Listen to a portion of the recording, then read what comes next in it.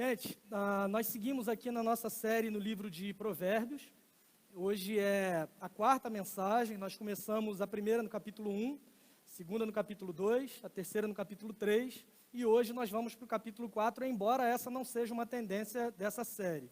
Nós não vamos seguir verso por verso, não vamos seguir capítulo por capítulo do livro de Provérbios, mas calhou da gente tratar e abordar alguns temas que estejam relacionados nesses 4 primeiros capítulos.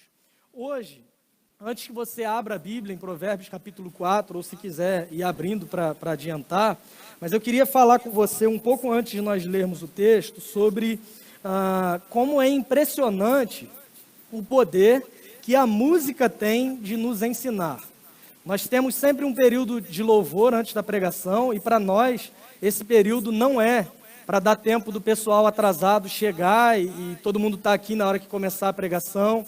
Esse período não é também para o pessoal mostrar os talentos, é uma forma de demonstrar os talentos que tem, absolutamente que não. Nós entendemos que a música tem em si mesma esse poder de nos ensinar uma série de coisas. Por exemplo, na época da Reforma Protestante, um homem que era talvez o maior expoente da Reforma, chamado Lutero, ele usava a música como essa ferramenta para que o povo pudesse aprender e assimilar as coisas com mais facilidade.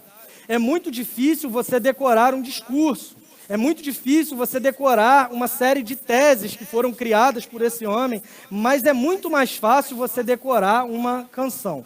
Se bem que tem gente que tem dificuldade mesmo assim para decorar letra de canção, e o que a gente faz com essas pessoas? Joga para a bateria, que aí diminui um pouquinho esse tipo de problema. Mas é muito mais fácil nós decorarmos músicas, canções, do que decorarmos discursos, teses e esse monte de coisas.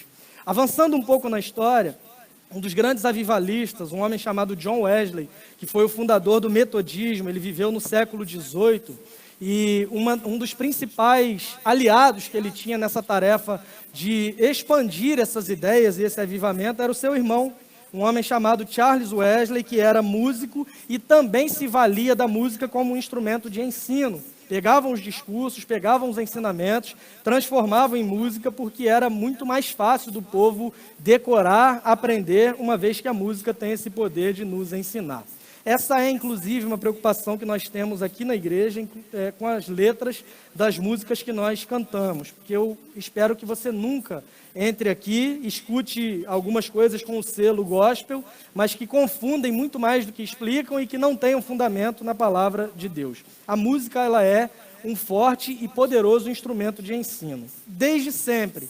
Eu não sei há quanto tempo você é cristão, mas caso você seja cristão desde a infância, como é o meu caso, é muito provável que você tenha aprendido algumas músicas desde quando você era bem novo, e essas músicas elas fixaram na sua mente de modo que as verdades contidas nelas você não é capaz nem mesmo de esquecer, porque elas trouxeram fortes e poderosos ensinamentos para o resto da tua vida.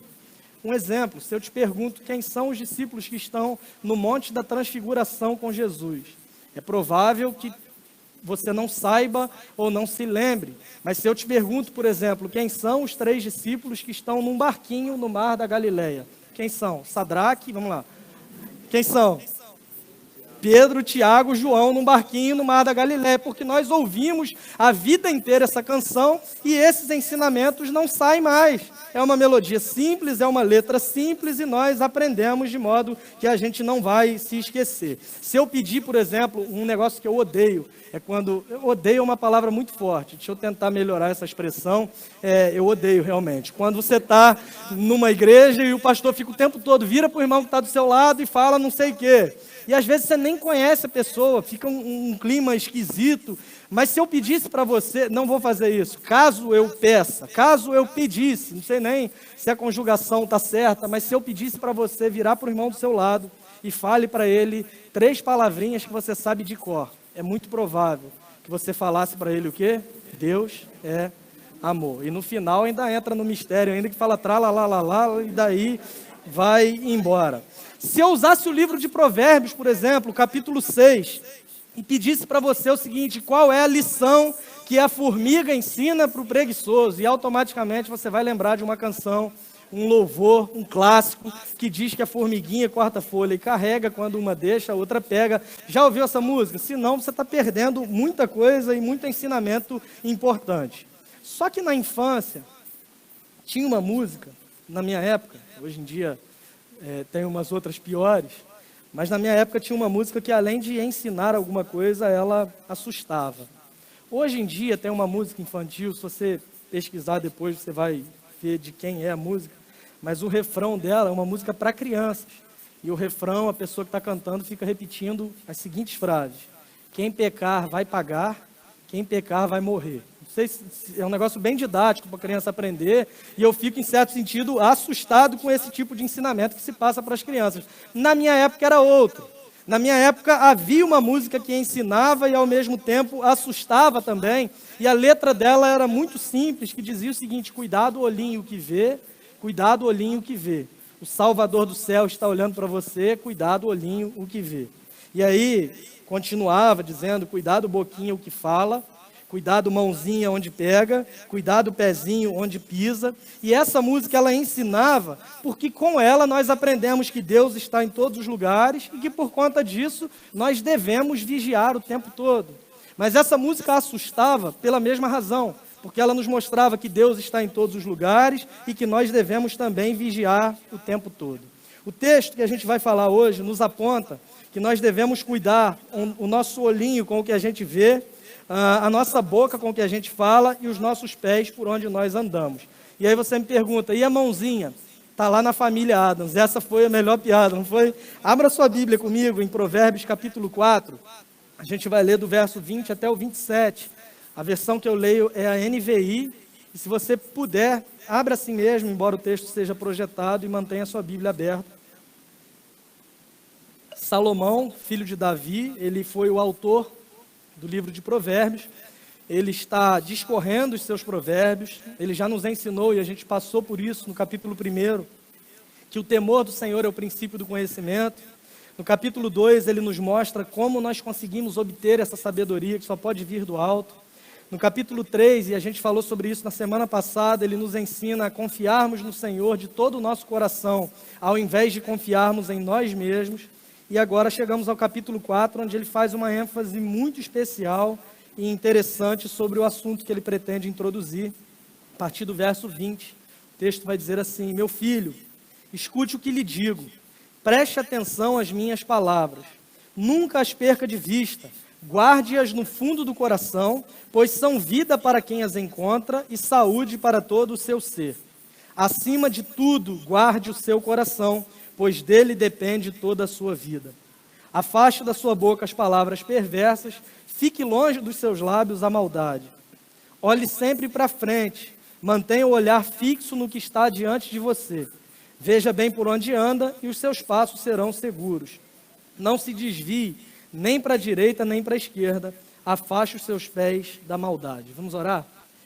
Deus, obrigado pela leitura da Tua Palavra, obrigado pelos ensinamentos aqui contidos, e a gente pede que, por meio do Teu Espírito Santo, o Senhor nos ajude para que ela seja aplicável ao nosso coração, à nossa realidade.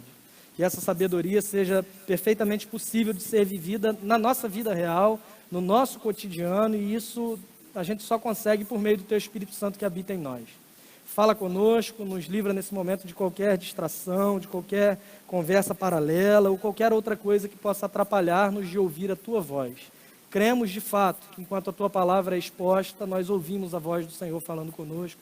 Por isso nós pedimos que o Senhor nos ajude a compreender e aplicar essas verdades. Nós oramos a Ti no nome de Jesus.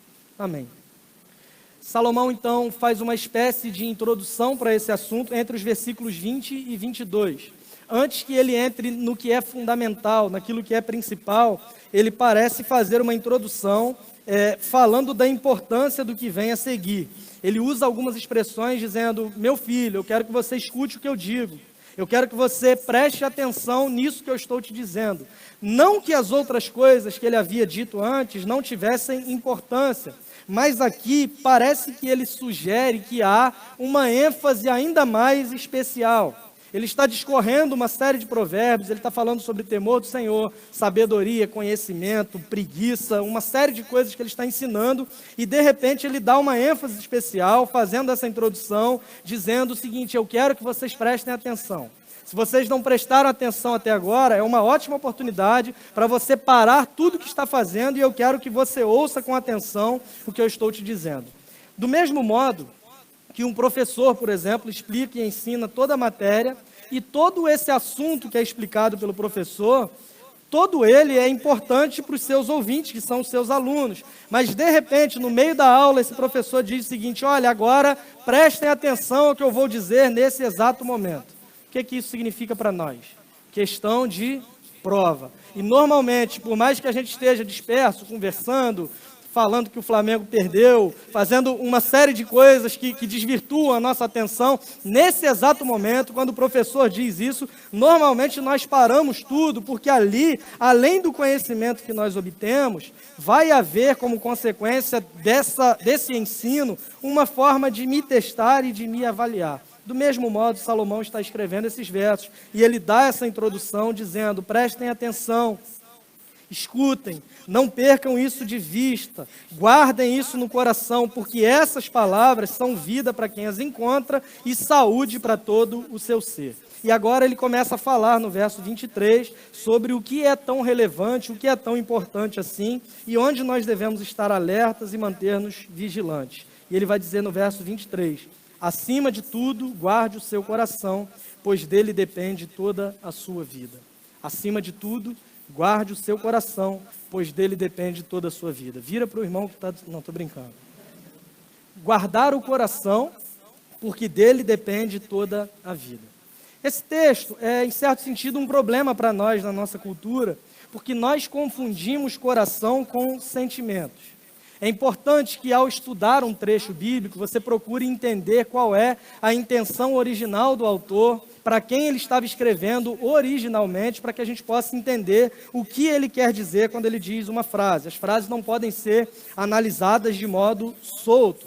A nossa cultura entende que coração tem a ver com os nossos sentimentos. Nós desenhamos, quando a gente está gostando de alguém, desenha lá na folha, né, um coraçãozinho. Primeiro que aquilo não é a reprodução exata do desenho de um coração enquanto órgão humano, mas a gente entende que aquilo é uma forma de representar o nosso afeto, o nosso amor, as nossas emoções. Salomão está escrevendo para um jovem judeu. Quem ele tinha em mente ao dizer tais palavras é exatamente um judeu e muito provavelmente alguém jovem, porque ele começa esse trecho dizendo: meu filho, eu quero que você preste atenção nessas palavras. Então ele está se dirigindo a um judeu e muito provavelmente um judeu jovem. Por que é importante a gente entender isso? Porque para um judeu, a sede das emoções não é o coração. Para um judeu, esse nosso conhecimento da nossa cultura não faz o menor sentido.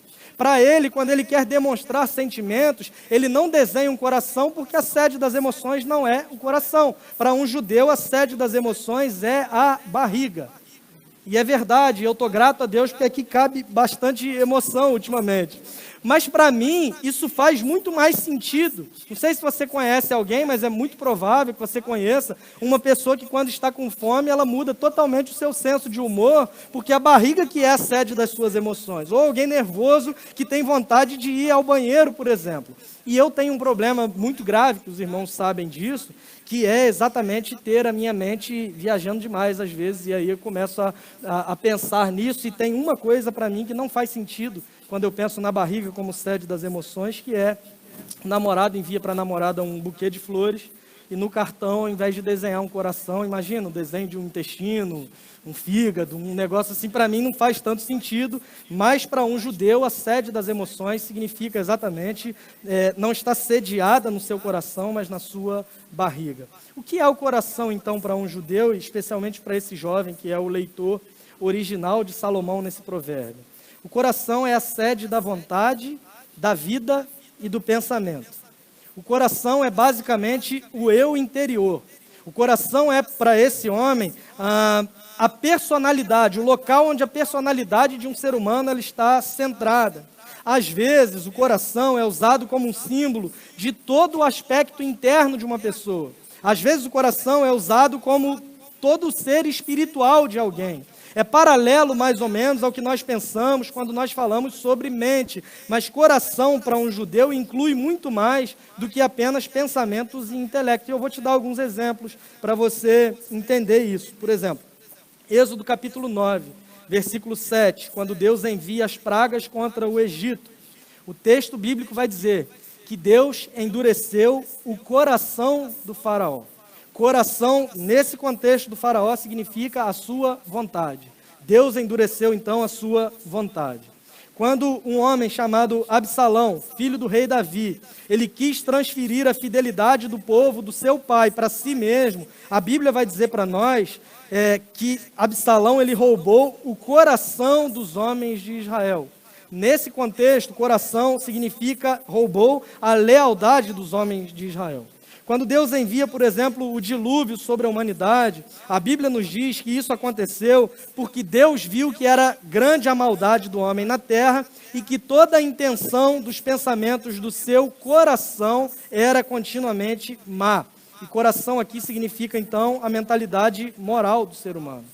Quando Davi ele desafia Deus e desobedece a Deus e faz um censo para ver o tamanho do seu reino, a palavra de Deus vai dizer em 2 Samuel 24:10 que após fazer isso, o seu coração o condenou. Coração, nesse texto, significa a sua própria consciência.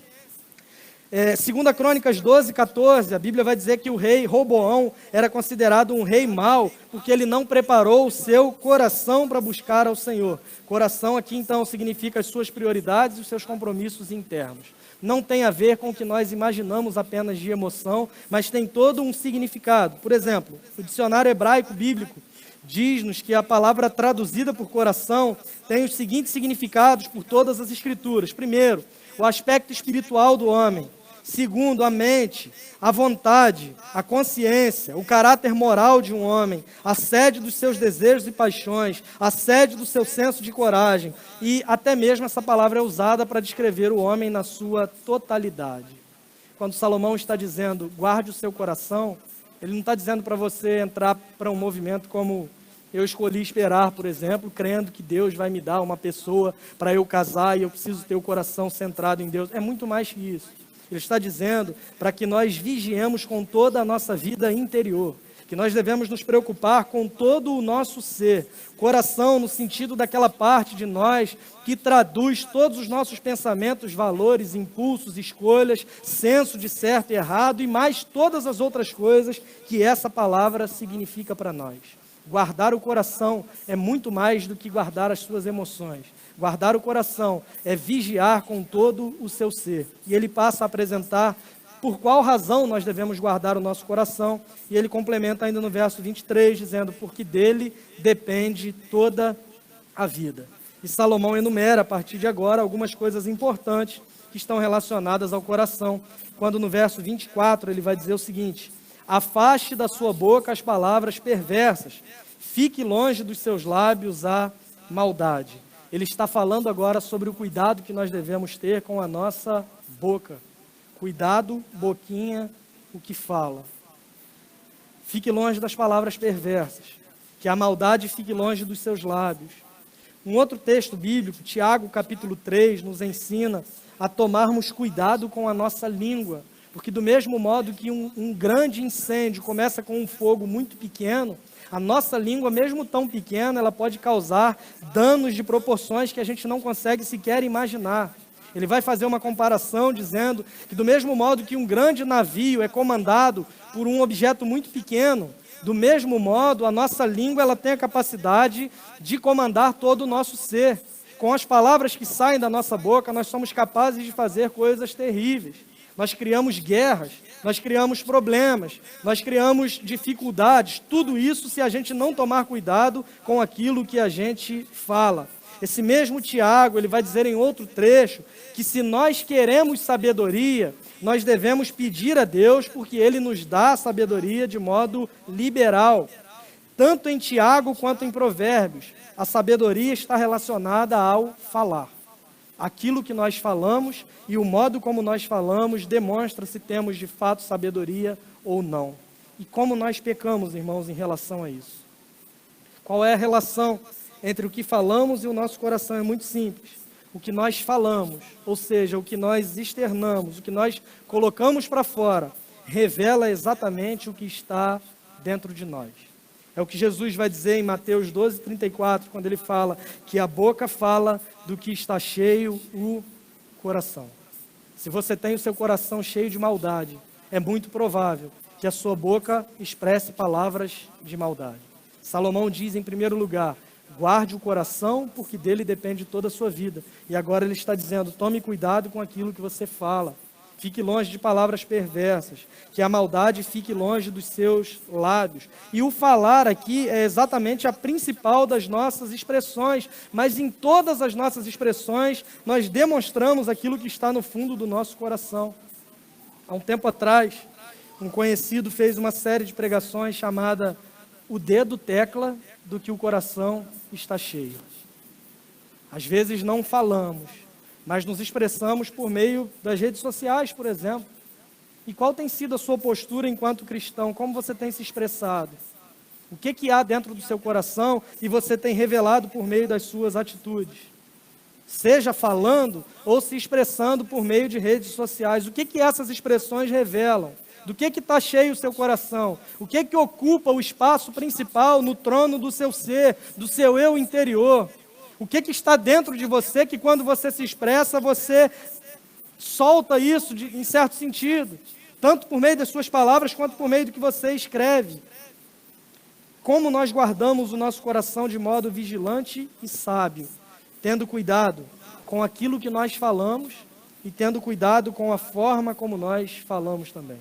Salomão está dizendo, guarde o seu coração. E em seguida ele fala, tenha cuidado também com a sua boca. Cuidado com aquilo que você fala. Ele segue no verso 25, dizendo, olhe sempre para frente, mantenha o olhar fixo no que está adiante de você. Cuidado, olhinho com o que vê. Manter o olhar fixo no que está adiante. Hebreus capítulo 12, versos 1 e 2, vai nos dizer que pelo fato de nós estarmos rodeados de tão grande nuvem de testemunhas, nós devemos nos livrar de tudo o que nos atrapalha, do pecado que nos envolve e corrermos com perseverança a corrida que nos é proposta, mantendo os olhos fixos em Jesus, o autor e consumador da nossa fé. Para nós que somos cristãos, é exatamente isso que deve estar adiante de nós. Salomão está dando um conselho, ele está proferindo um provérbio dizendo, olhe sempre para frente. E nós que somos cristãos somos orientados a olharmos para frente também, porque quem está diante de nós, em quem nós devemos manter os nossos olhos fixos, não é outro, senão o autor e consumador da nossa fé, Jesus Cristo, o Filho de Deus. E esse deve ser o nosso objetivo de vida. Às vezes a gente mantém os nossos olhos fixos em tanta coisa secundária, em tanta coisa que não é fundamental, e nos esquecemos de olhar para o autor e consumador da nossa fé. O nosso objetivo de vida enquanto cristão não deve ser outro, senão sermos como Cristo é, porque confiamos nele, porque queremos ser cada vez mais parecidos com ele. Não devemos perder o foco disso, porque muito facilmente nós desviamos o nosso olhar. Nos vemos olhando para o nosso futuro, como vai ser, preocupados, ansiosos, desesperados às vezes. Nos vemos olhando para trás, para alguns traumas que nós carregamos há muito tempo. Coisas que te moldaram em certo sentido e você sofre as consequências disso até hoje. Eu não estou dizendo que isso não seja relevante, eu estou dizendo que você não deve passar a vida inteira olhando para isso. Olhamos para as nossas finanças, para a nossa carreira, para a nossa família, para o nosso trabalho. Todas essas coisas são importantes, mas elas não são a coisa principal. Salomão está dizendo, mantenha os olhos fixos lá na frente.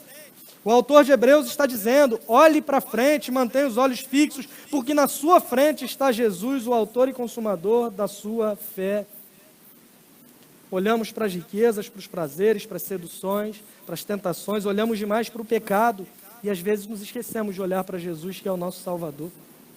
Certa vez Jesus apareceu, seus discípulos estavam no barco e de repente surgiu uma grande tempestade e aqueles homens estavam morrendo de medo, porque que o mar estava aterrorizando-os naquele momento, e olha que alguns dos discípulos de Jesus eram pescadores, homens experimentados nesse tipo de situação, mas eles estavam com medo, e Jesus vem andando por cima das águas, Jesus vem andando sobre as águas. Aqueles homens estavam tão assustados que eles pensaram que ele era um fantasma, até que ele vai se aproximando e um deles, chamado Pedro, diz para Jesus o seguinte: olha, se é de fato o Senhor, me permita ir encontrar contigo sobre as águas. E Jesus diz para Pedro: então vem. E aquele homem vai andando também por cima das águas, enquanto ele tinha os seus olhos fixos em Jesus. De repente, ele começa a olhar para o mar, e o que começa a acontecer com Pedro? Ele começa a afundar. Exatamente assim é a nossa vida. O que amedrontava os discípulos naquele momento? O mar. Para onde Pedro olhou?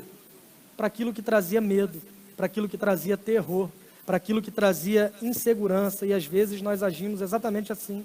Sentimos tanto medo que olhamos para as circunstâncias que nos amedrontam e nos apavoramos. E pode ser que a sua vida esteja afundando exatamente por esse motivo, que você passou a se preocupar demais com o que te amedronta, você passou a se preocupar demais com as circunstâncias ao teu redor e se esqueceu daquilo que é principal. Você está olhando para coisas que são secundárias e se esqueceu de que adiante de você está Jesus Cristo, o autor e consumador da sua fé, do qual a palavra de Deus está dizendo: mantenha os olhos fixos nele. Mantenha os seus olhos fixos em Jesus. A sabedoria proposta por Salomão consiste exatamente nisso. Termos os olhos fixos em quem está diante de nós. O autor de Hebreus vai nos advertir que devemos ter o próprio Cristo como sendo o alvo do nosso olhar. Guarda o coração, cuidado com o que você fala e mantenha os seus olhos voltados para frente, fixos em quem está diante de você, que é o próprio Jesus. E ele conclui esse trecho, os versos 26 e 27, dizendo: veja bem por onde anda, e os seus passos serão seguros. Não se desvie nem para a direita, nem para a esquerda. Afaste os seus pés da maldade. Cuidado, pezinho, onde pisa. O modo como eu ando está diretamente relacionado ao modo como eu vejo. Esses dois versos são consequências diretas do trecho onde ele diz que nós devemos olhar para frente, porque o modo de andar está diretamente relacionado ao modo como eu vejo. Não sei se você já teve a experiência de colocar um óculos de grau nos seus olhos pela primeira vez. É um negócio muito maneiro. Você parece que está pisando num negócio diferente, assim. Você vai andando meio em câmera lenta, parece que está na lua, sei lá, porque você não consegue enxergar com precisão. E pelo fato de não conseguir enxergar com precisão, você não tem segurança para poder caminhar naquele caminho, naquela trilha. Exatamente do mesmo modo acontece com a gente. O nosso modo de andar, ele só vai ser correto se nós tivermos uma visão correta, porque uma coisa complementa a outra. Por isso, deficientes visuais necessitam de ajuda para que possam caminhar, porque ele não consegue enxergar, e o enxergar a coisa certa é o que nos traz segurança diante das adversidades. Salomão está dizendo: guarda o coração, cuidado com o que fala, olhe sempre para frente, mas veja também onde você está pisando, veja também qual é o teu caminho. E ele usa uma expressão muito interessante no verso 27, quando ele diz: não se desvie nem para a direita nem para a esquerda. Essa expressão, a mesma expressão, é usada em Josué no capítulo 1, versos 6 a 9, quando Deus chama esse homem e diz para ele o seguinte: olha, Moisés morreu. Moisés, que era o líder do povo, o homem que foi levantado para conduzir o meu povo, agora está morto. E Deus diz para Josué o seguinte: seja forte e corajoso, porque você conduzirá esse povo para herdar a terra que prometi sob juramento aos seus antepassados. Somente seja forte e muito corajoso. Tenha o cuidado de obedecer a toda a lei que o meu servo Moisés lhe ordenou. Não se desvie dela, nem para a direita, nem para a esquerda, para que você seja bem-sucedido por onde quer que andar. Não deixe de falar as palavras desse livro da lei e de meditar nelas de dia e de noite, para que você cumpra fielmente tudo o que nele está escrito. Só então os seus caminhos prosperarão e você será bem-sucedido. Não fui eu que lhe ordenei? Seja forte e corajoso. Não se apavore nem desanime, pois o Senhor, o seu Deus, estará com você por onde você andar. Não se desviar nem para a direita e nem para a esquerda. É uma consequência direta de obedecer a palavra de Deus nesse trecho que nós lemos de Josué. Não se desviar é a consequência de quem tem a palavra de Deus como base para a vida, porque a palavra de Deus é o que nos fornece equilíbrio em um mundo de extremos que nós estamos vivendo. Estamos vivendo um mundo que quer nos levar cada vez mais para extremos, seja no aspecto político da coisa, seja no aspecto econômico. Não sei se você já viu alguns dados sobre isso, mas nesse ano, um ano terrível, um ano difícil, um ano de crise, as pessoas mais ricas do mundo ficaram ainda mais ricas, enquanto as pessoas mais pobres ficaram cada vez mais pobres. E o motivo todo mundo já conhece, lembrou da música, né? Bom, xibom, xibom, bom, bom. Mas é exatamente isso que acontece, foi exatamente isso que aconteceu no ano passado. O mundo, ele está nos levando e querendo nos levar para extremos. O que nos fornece equilíbrio em um mundo pautado por extremos não é outra coisa senão a palavra de Deus e tê-la como base para a nossa vida. Não há como ter segurança na vida se nós não temos a palavra de Deus como base para tudo o que nós somos e para tudo o que nós fazemos. A minha oração é para que você consiga caminhar com os olhos fixos em Cristo, com os olhos fixos no que Cristo fez por você, com os olhos fixos em quem Cristo é, e isso nos leva diretamente à mensagem do Evangelho. Salomão está dizendo, acima de tudo, mais importante do que qualquer coisa, guarde o seu coração. E o nosso coração estava distante de Deus por causa do nosso pecado. Não havia um homem justo, um sequer. A Bíblia diz que não havia um justo, não havia um homem sequer que fizesse o bem. E esse é um problema grande, porque Deus havia criado o homem em um estado de perfeita comunhão com Ele. Só que esse homem decide desobedecer. O pecado entra no mundo e com o pecado a morte. Esse homem está afastado do seu Criador. Esse homem que era íntimo e próximo a Deus, agora está totalmente distante dele. Não há nada de bom. Não há nada que possa nos levar a Deus pela nossa iniciativa, porque estamos totalmente separados dele. Coração, olhos, cabeça, ombro, joelho, pé, todas as coisas estão distantes do nosso Criador por causa do pecado. A terrível notícia é que não havia nada que nós pudéssemos fazer para restaurar esse relacionamento que foi perdido por causa do pecado. Mas evangelho significa boa notícia. E a boa notícia é que mesmo diante da nossa incapacidade, Deus envia o seu próprio Filho, Jesus Cristo. Ele vem até nós, Ele se faz um de nós. Ele vive uma vida totalmente perfeita, a fim de que toda a exigência da lei de Deus fosse cumprida nele. Ele vive essa vida perfeita, Ele assume a nossa condenação morrendo em nosso lugar. Mas a morte não foi capaz de vencê-lo, porque Ele ressuscita ao terceiro dia, provando que Ele é maior do que o pecado, provando que Ele é maior do que a morte, provando que o sacrifício foi aceito por Deus, e nós também somos aceitos por Deus, não pelo que fazemos, não por quem somos, não pela nossa religião, não pelas nossas boas obras, simplesmente por meio da fé naquilo que Cristo fez por nós. A salvação, ela é pela graça, por meio da fé, não é por obras para que ninguém se glorie. E essa é a mensagem do Evangelho. Você estava espiritualmente falido, condenado. O seu destino sem Deus é uma condenação eterna. Mas Deus providenciou um meio para que nós fôssemos religados a Ele. E esse meio é o seu próprio Filho, Jesus Cristo, e o que Ele fez por nós. Ele disse ainda que voltaria um dia para nos levar para vivermos eternamente com Ele. Se você é um cristão, se você entende o que é a mensagem do Evangelho, eu tenho certeza que não existe maior riqueza na sua vida do que isso que eu acabei de dizer para você. Às vezes nós não conseguimos guardar o nosso coração ou vigiar onde está o nosso coração, porque a gente não entendeu o que é de fato a mensagem do Evangelho. Porque se você entendeu o que é essa mensagem, você entende que você foi salvo não pelo seu mérito, porque você é incapaz. Você foi salvo porque o próprio Deus veio na sua direção e demonstrou para você graça, um favor que você não merece, algo que você não pode pagar, algo que você não pode retribuir. E essa é exatamente a mensagem do Evangelho. A maior riqueza que um cristão pode ter não é aquilo que Deus pode nos dar, mas é o que Ele já fez por nós em Cristo Jesus na cruz do Calvário. Eu concluo com as palavras de Jesus, quando ele diz: aonde está o teu tesouro, aí está o teu coração. Se você deposita no Evangelho esse senso de riqueza, se você entende que o Evangelho é o teu maior tesouro, se você entende que o Evangelho é o maior bem que você poderia ter, automaticamente o teu coração estará centrado nele e você vai aprender o que Salomão está dizendo: guarde o teu coração, porque dele depende toda a sua vida, porque o seu coração está onde está o teu tesouro. Se você deposita no Evangelho esse senso de importância, de relevância e entende que não há bem maior que você possa ter do que essa mensagem, o teu coração estará centrado nele. Automaticamente, se a minha boca fala do que o meu coração está cheio, os meus lábios serão usados para a glória de Deus, a fim de professar a mensagem do Evangelho.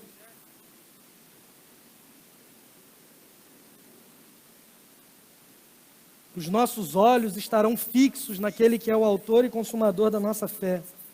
E por onde andaremos, o que os nossos pés dirão sobre nós. A mesma coisa que Paulo diz aos Romanos, quando ele diz: todo aquele que confessar o nome do Senhor será salvo. Como, porém, eles invocarão aquele em quem não creram? Como crerão naquele de quem não ouviram? E como ouvirão se não lhes forem anunciados? Entretanto, formosos são os pés dos que anunciam as boas novas. O significado da palavra evangelho não é outro senão boas novas.